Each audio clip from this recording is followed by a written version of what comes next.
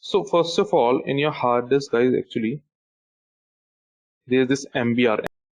MBR stands for master boot record. Okay, we'll get back into this one. First of all, can you tell me how does your hard disk looks like? What is the shape of your hard disk? Actually, when you are saying the rectangle, right? I guess everyone might be saying the rectangle part, right? But inside that, see, that rectangle is just like you can say a cover or a outer body. Inside that, we have always this disk. Okay. Inside that, basically, we have this disk, which is actually your hard disk shape. Okay. So actually, your hard disk, it contains your MBR, which stands for your master boot record. All right. And this MBR, guys, this MBR, it is stored, you can say, in your sector 0. Okay, in your sector 0, which has a size of 512 bytes. Okay, 512 bytes. That's the size of your sector. So what happens now is BIOS, after checking the hard disk part, it goes to your MBR. And as I mentioned, MBR is of, you can say, 512 bytes, which is the size of a sector. And these sectors actually, these are the part of your hard disk.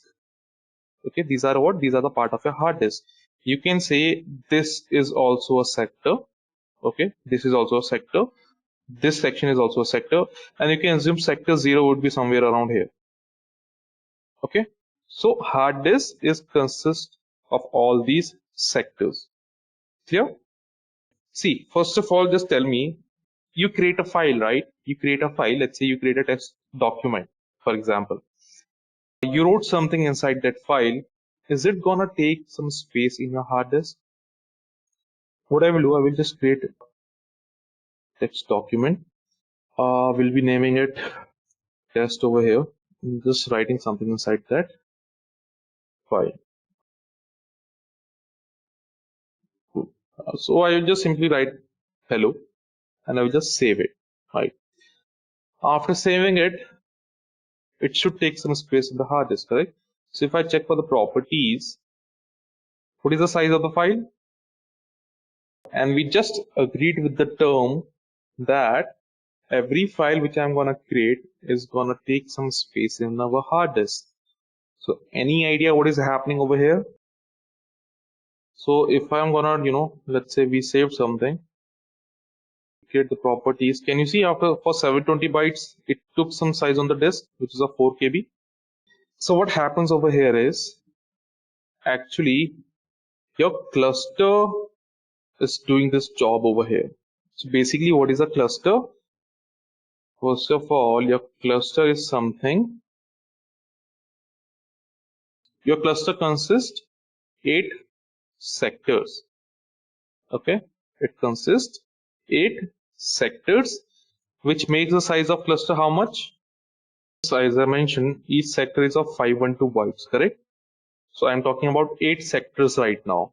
So which means 8 into 512, it would be something like 4 8 to 16, yep, 4096 bytes, right? So we can say it's 4 KB of a size, right? And if you remember, size on disk was 4 KB when I checked the properties, correct? Though the size of the file was what? It was around 720 bytes, 720 bytes was there, but it hold how much size on the disk? It holds 4 KB, correct? So what is happening? Actually, you can say, whenever there are 8 clusters involved, like something like 1, 2, 3, 4, 5, 6, 7, and 8. So it is combinedly making your cluster, right? Okay, so what happened is, let me just make everything now. All right, so let's say this is your cluster, which has a size of 4 KB, right? It has a size of 4 KB in total.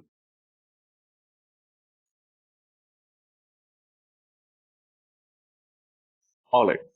So consider this, the reason being, whenever I was storing a file with a size of 5 bytes, 10 bytes, or even 400 bytes, all those bits, it was not taking a space in your hard disk, and it's not limited like or any specific value or a size which it needs to cross so that space can be allotted in the hard disk.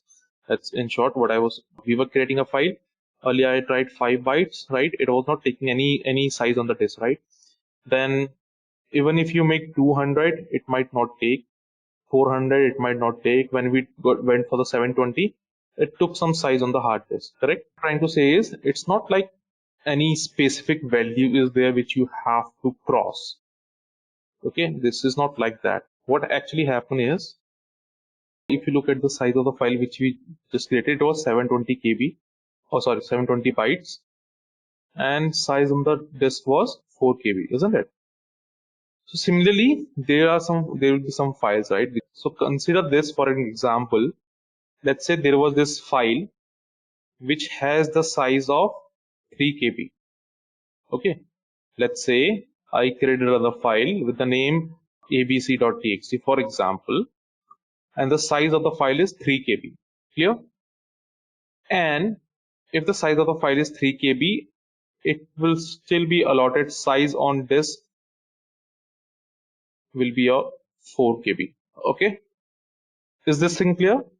So if you look closely over here, size on the hard disk is 4 KB and the size of the file is 3 KB. Now, so this is my ABC file, which is the size of 3 KB. Are we having some free space over here? Right, 1 KB is free, correct? So guys, this 1 KB is known as your swap space. Okay, this 1 KB is known as your swap space. So what is happening is, as I mentioned, that this allotting a 4 KB of a cluster is not you can say specific to some size of a file which you need to cross. No, it depends on the swap space which that file was allotted. So in short, let's say on 720 bytes we got 4 KB for our file, right?